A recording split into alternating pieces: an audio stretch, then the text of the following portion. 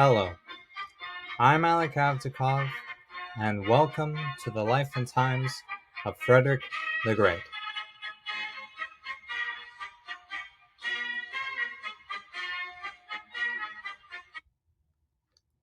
Before I begin with the episode, I would like to tell you about another podcast that I have found to be extremely intriguing. The podcast is called The History of Russia, and I put the link for it into the description.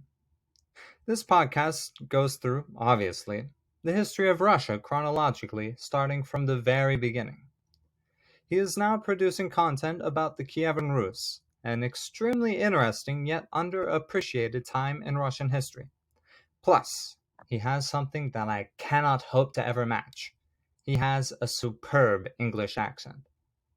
Seriously, he is extremely easy to listen to, and since you all are interested in 1700s Prussian history, I think a chronological series on the history of Russia will be right down your alley. It is found on Apple Podcasts, Google Podcasts, and Podbean, so go check his podcast out. I hope you all enjoy it. I know I do. Also, do not forget to go to Patreon. On there, you can vote on what episodes you want to hear from me. That's right, your input will be heard, and you will make a direct influence on the production of the life and times of Frederick the Great. This is just for $5 of your contribution. This is only the cost of a cheeseburger. Surely, this opportunity is worth a cheeseburger. Thank you all for listening, and now, let us get on to the show. Last time, we talked about the rise of Frederick Wilhelm to become the king in Prussia, and his expansion of the Prussian army. We talked about the harsh cruelties of linear warfare in the 1700s, and how Prussia, in the words of Napoleon, hatched out of a cannonball. Today, I had a bit of trouble deciding what I should talk about in the series of contextual episodes that leads up to Frederick the Great's life and times. Should I begin on Frederick the Great's life, or continue with the story of his father's reign? For everyone to fully understand where Frederick the Great is coming from, we must discuss the culture of masculinity that manifested itself in Frederick Wilhelm's court. So therefore, I will continue with the story of Frederick Wilhelm's reign, instead of deep diving into Frederick the Great's life. We must also discuss the domestic policies that Frederick Wilhelm introduced during his reign, as he was considered Prussia's greatest inner king. He had the most positive impact on Prussia's internal system out of any king in Prussia's history. He made the tax system less burdensome on the ordinary people. He made Prussia more internally linked by making canals and draining the infamous swamps of the old Mark. Also, by Mark, I don't mean some guy named Mark. Brandenburg was once a military frontier against the Slavs during the Middle Ages, so therefore Mark means a military frontier. Sorry for getting sidetracked. Anyway, Frederick Wilhelm also reformed the bureaucracy so that the Prussian civil service will be one of the least corrupt in the world at the time.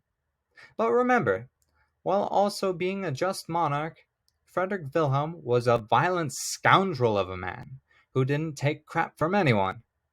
So, on top of the outstanding reforms that Prussia into a modern state, we will talk about the insane shenanigans of King Frederick Wilhelm's court. So, let's start out with the good stuff first, the reforms that made Prussia into a future great power. So, Frederick Wilhelm, as I said in the last episode, wanted his army to be as strong as possible. The expansion of the army depended on one crucial thing: money.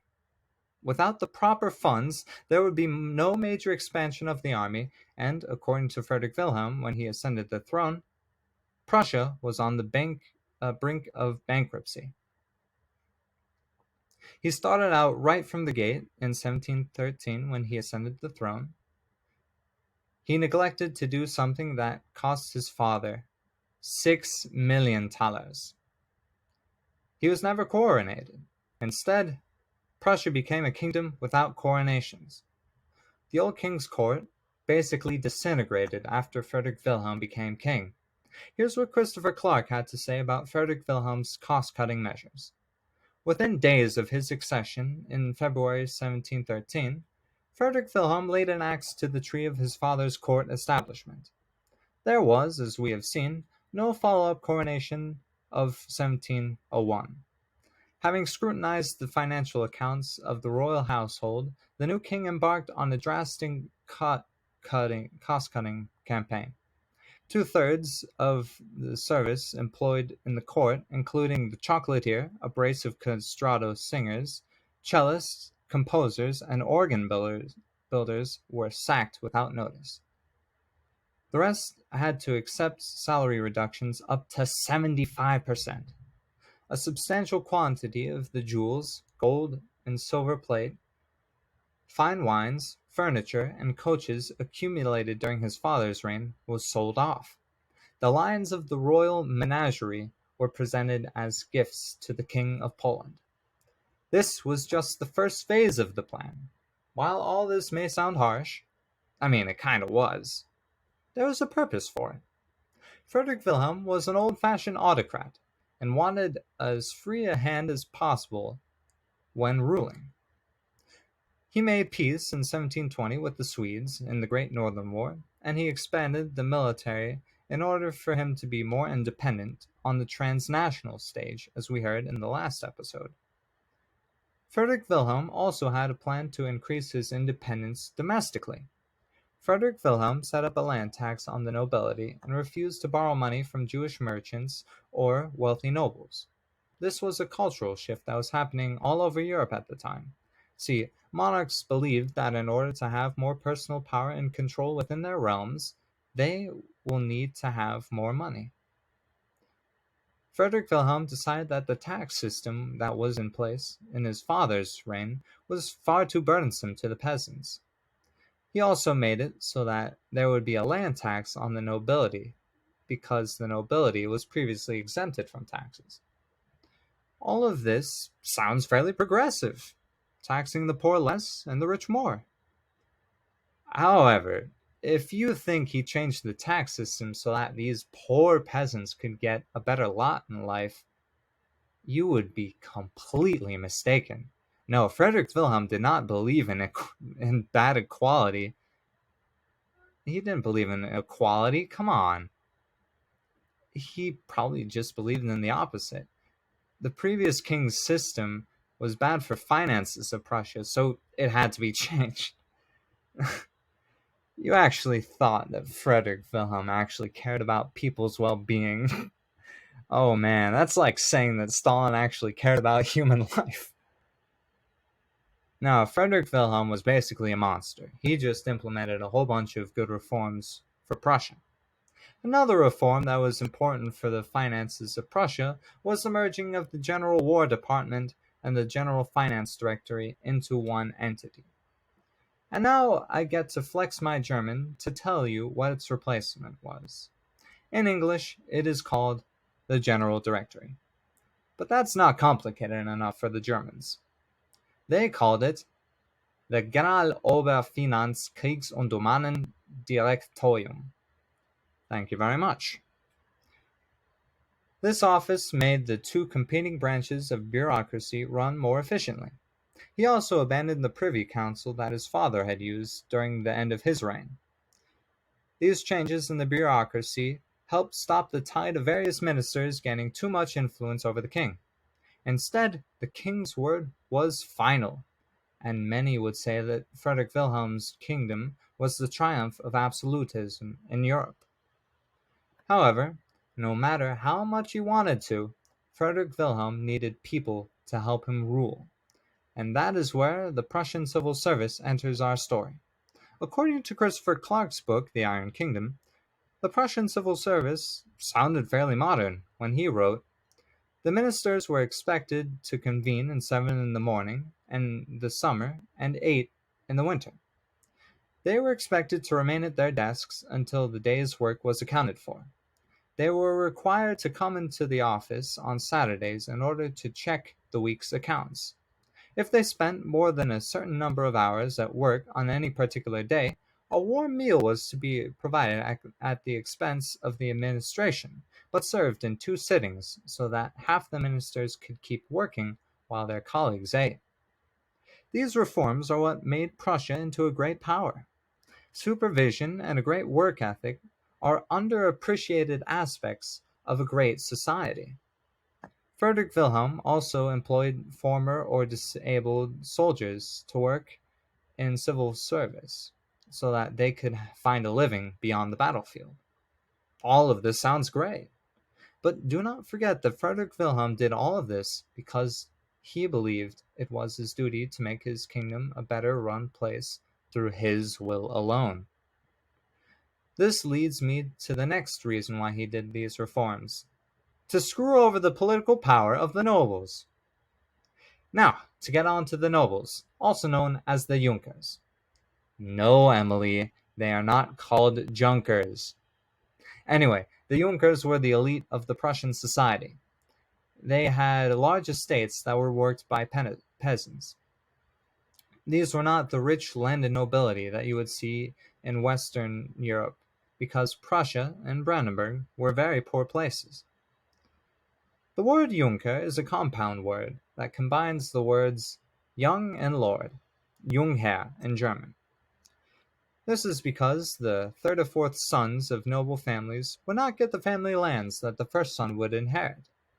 So, when the Teutonic Knights conquered East Prussia and asked for Germans to colonize Prussia, the people who colonized it were these young lords, Junkers. The central administration that Frederick Wilhelm built up was mainly consisted of commoners who were ennobled after they did their job.